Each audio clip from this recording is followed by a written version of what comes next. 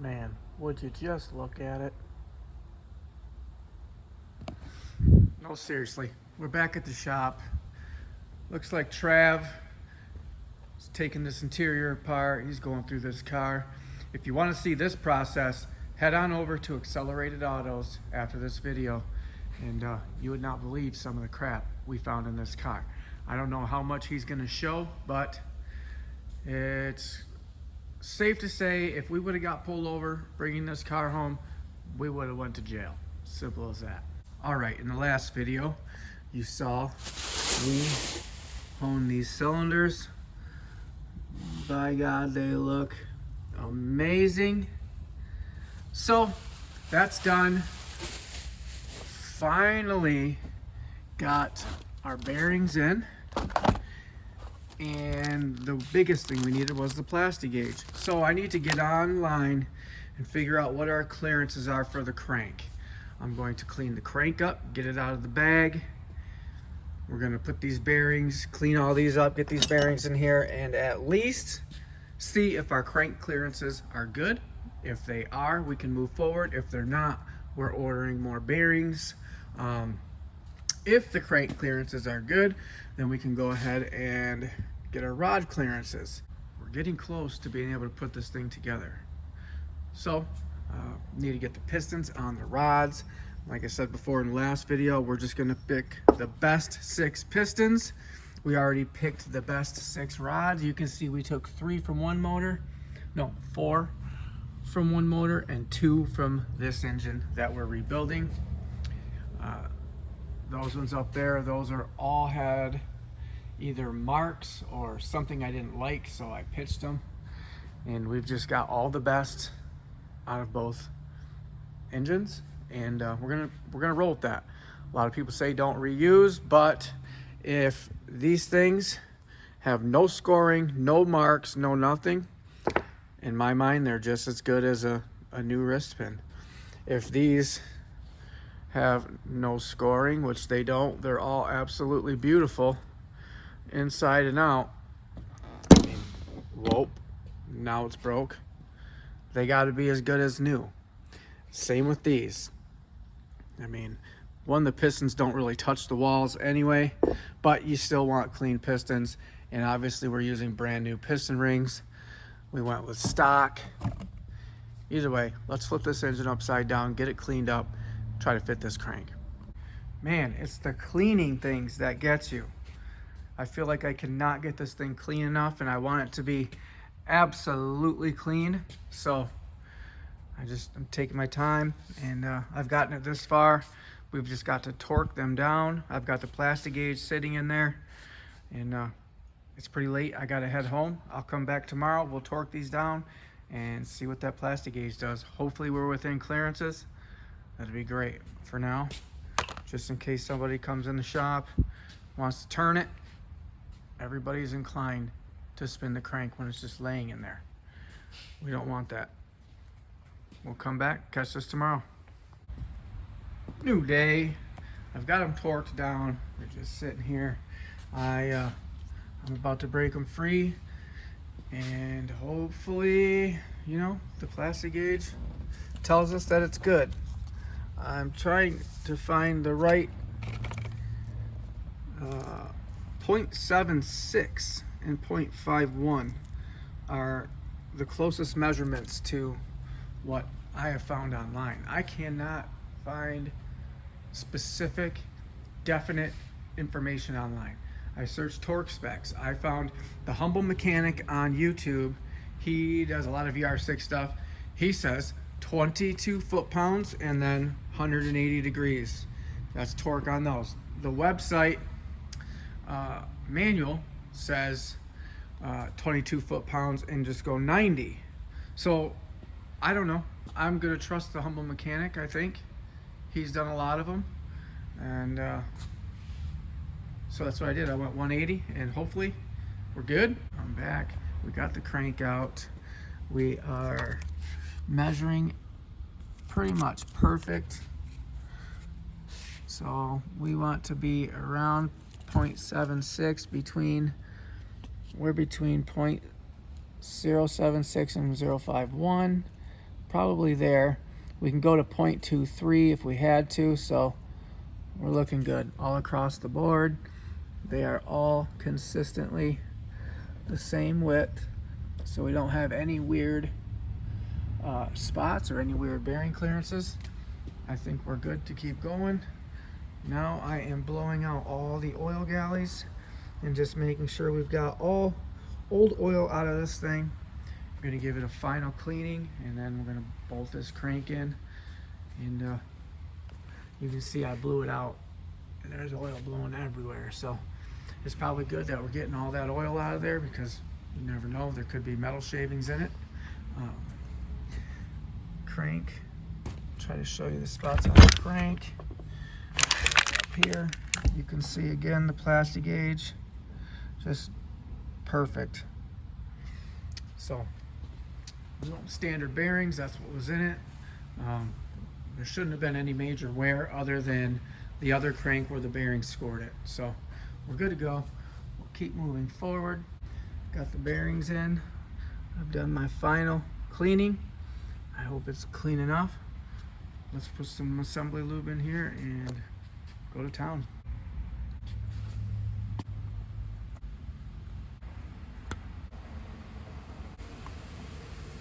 I am happy with that. Tell you, it couldn't feel better.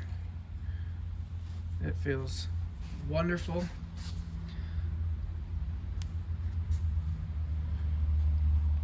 I believe all the caps are in there the right way. So I need to start fitting rods, at least checking the clearances. I should have did it on the bench like I said I was going to in the last video, but here we go. So let's start doing that and go from there.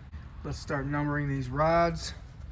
We will get them fitted to the crank, make sure they're all going to fit. Once we do that, we'll get them all numbered and labeled, and then we will check all of our piston rings. And once we do that, we can put it together. All right, boys, looks like we're right on the money. Got them all labeled. You can see my little plastic gauge smudge there. So we need to be, you can see on here, focus, between anything on those lines between 0.001 and 0.003, and we fall dead in the center of it. If you look right there, 0.001 is the tightest, 0.003 being the loosest, and all across the board we are falling right, focus, we are falling right in the middle, right where I want to be. So I'm going to go ahead, get these pistons on here, and move forward. I'm going through these ring gaps. They're all looking good. So we're on cylinder 5. You can see that's our ring gap. I picked the mid-range in between what we need. It's hard to film this, but you can see this is the one that seems to fit all of them right here. So our gaps are beautiful all the way across the board. Focus. So our gaps are beautiful all the way across the board. I think I can start putting these rings on these pistons, and we will slam them in the block. Hopefully. Keep going, get the rest of these measurements. All right, last one. This block has been extremely consistent. And again, perfect. Every single one of them has been the same. We're right in our mid-range where we want to be, not on the high or the loose end, not on the tight end. It's working out pretty sweet. So there's that one. I love how these come in this package. And then we've got this one. Basically, I just kind of squeeze it. Basically, I just kind of squeeze it together. Push it in there. Grab my piston. Don't use this side because obviously there's a high side. I did that the first time. I thought I had a really big gap, but no, I'm just an idiot. I pushed it down with the top of the piston, and you can see why we had that gap. All right, let's see if it's the same. If I can get a good shot for you guys.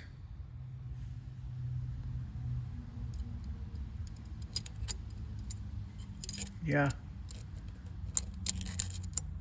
Nice and snug. Just catches right in the middle.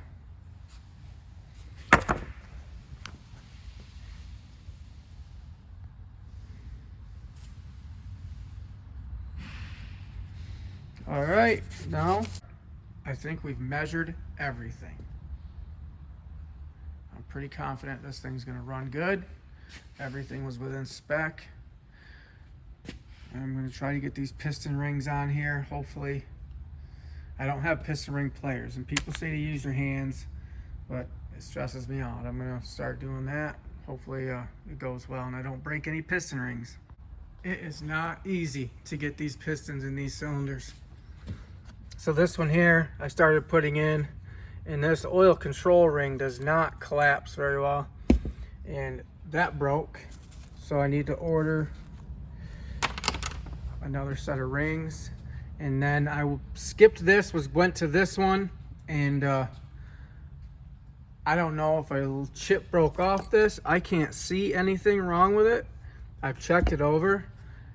Or maybe it was one that broke off the ring from this cylinder and it, you know, wound up down here. Because this cylinder is the one that broke the ring. Down here I skipped it, went to the next one. I figured, man, it's 9:30 p.m. I've been here way too long. Things are starting to break. I'm gonna go home. We'll come back fresh, and I'm probably gonna order 2 new sets of rings just in case. Like, I cannot see anything wrong with this at all, but God forbid there is, and I put it in there. I don't want to deal with that. I want this thing to run good. I want to know everything in there is right. So the first 2 though went in there perfectly, beautifully. That's what I get for getting into a hurry. I should have, you know, got the right ring compressor. I thought this would work. I knew it was going to be a bitch. You can't just buy a normal Wiseco one because these cylinders are on a 15-degree slant, if you will. I don't know if you can see in there, but each cylinder. So a flat one doesn't sit on there. It'll be touching here, but it'll be off about a 1/2 inch over here, and then the ring pops out, and then you give it too hard of a tap, and the rest is history. I don't think there's anything I can really do on the front of the engine. I guess I could put the cover on the back. I could do a couple things, I guess, but you know, man, those shiny ones look good. You can't rush this process, I'll tell you that, and you really just got to take your time and really, you know, if you're doing this, putting the rings in by hand, it gets to a certain point where you just cannot physically push the ring into the groove because there's so much tension on it. You need to just back it out, start over, work it in. I'm never good at taking time. I'm always in a hurry. I always want to just get it done, be done with it. Do not buy this ring compressor kit off Amazon. I don't know how it works with normal pistons. I'm assuming it works pretty good because, you know, you get it around the piston like this, you grab your little pliers and you squeeze it like that, and it does work for the most part. But let me show you how it looks when I've got just a piston in the bore here. It doesn't matter right now, but you see that angle? If this were a normal engine, this would work. What I was doing was getting it to here, and then I was getting this around there with the pliers like that and tapping it in. But as soon as the ring leaves this thing, like right here, it clips. So you're better off just pushing it in by hand, because, you know, throwing it in with the butt of a hammer is easy to break rings. But if you're doing it by hand, you're just not physically strong enough to crush a ring or break a ring. So it is what it is. Here we are, spending more money. Me being me, I'm online searching for a piston ring compressor, you know, for VR6. They've got the 15-degree taper, $89. So then I'm, you know, searching all over to find one that I can cut on a 15-degree angle. And then even then, is it gonna work for me? I should just spend the 89 bucks and get it. I mean, somewhere I gotta draw a line between being cheap and being dumb, and I don't know. So I've got to order that stuff up, and it is what it is. It's gonna take a couple days for those rings to get here. I am happy we've got half of them in. We're good there. I think I'm just gonna cover this thing up and work on my truck. Check this out. I did this the other day. So my truck had some rust around the wheel wells. I bought these, you know, square rear well replace panels, whatever. And I just wanted to get them welded in, because now when I have a little bit of time, I can come over here with a flat disc and I can grind down all these welds. And, you know, if I don't get it all done, I just quick throw some black paint over it until next time. So I think I'm gonna get the flat disc out and I'm gonna start grinding these welds, and then I can get body filler on it. And then we're going to end up painting both sides of the bed. So I did that side, I think Wednesday after work. And then Thursday, I did this side after work. It being black, you can just throw any black paint over it and it kind of just blends in. But I got it all welded in, and makes the truck look a ton better. I went on a spending spree. I bought the black Ford emblem for the back, got the black for the front. The truck's pretty clean. It needs, you know, it's a Michigan truck, so it needs love. Black emblem for the front, 12 bucks on eBay. I mean, how can you can't beat it. So then I also I got these corners here. I bought corners, and then I also bought, unfortunately you can't just buy a half of a rocker, so I bought a whole rocker so I can replace, I don't know, from here back. We'll tie it into this, get this all replaced, and the truck should be pretty close to rust free. I just picked up some 22 by 14 inch fuel wheels. I just got some new 33s for them.